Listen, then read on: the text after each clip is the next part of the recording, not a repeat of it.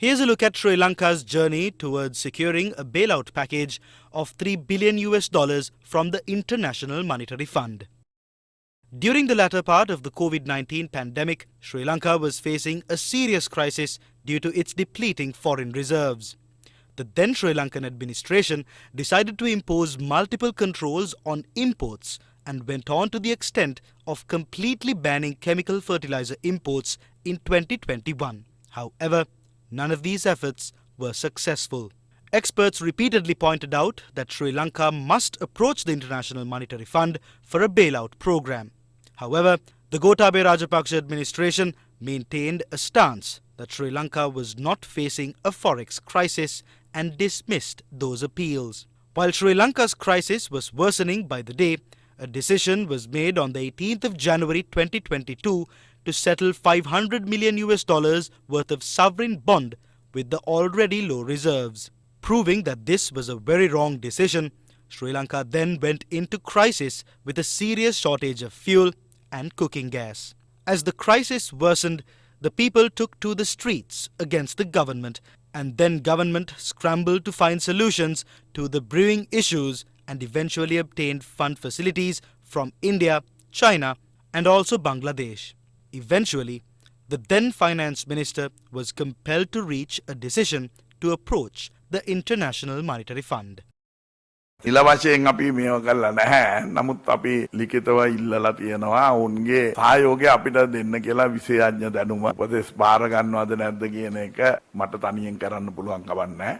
Weeks after this announcement, it decided to allow the exchange rate to move flexibly on March 7, 2022, and the result was that the US dollar, which had hovered around 202 rupees for a few weeks, crossed 360 rupee mark in a few months. When the negotiations with the International Monetary Fund were underway, the then government made sure not to disclose its nature, and the current president, who was an opposition MP at the time, repeatedly questioned the government over the agreement.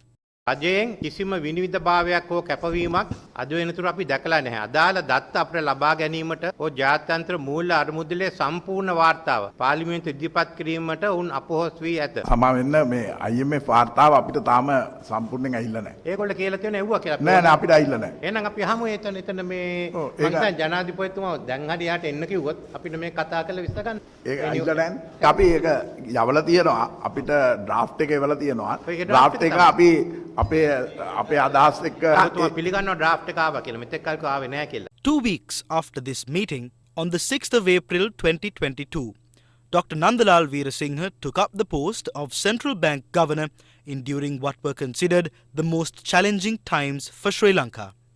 Dr. Nandalal Veerasinghe believed that the only solution to the crisis that Sri Lanka was in was to enter into an IMF-supported program, and he took the first step in this regard by announcing that Sri Lanka would default on its debt on the 12th of April 2022. Sri Lanka then commenced talks with the International Monetary Fund in a more broader scope. Following several rounds of discussions, an IMF delegation visited Sri Lanka to commence more decisive talks on the 24th of August 2022. Sri Lanka reached a staff-level agreement with the IMF on a 4-year program amounting to $3 billion supported by the Extended Fund Facility on the 1st of September 2022.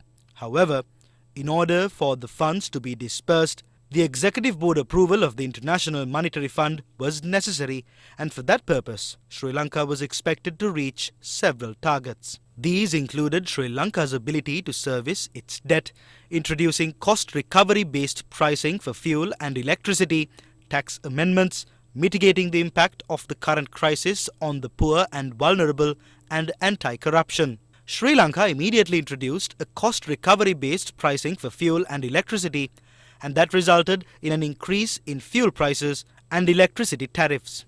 Sri Lanka also implemented tax amendments and institutional reforms in the process, and continued discussions on receiving financing assurances from Sri Lanka's official creditors and making a good faith effort to reach a collaborative agreement with private creditors.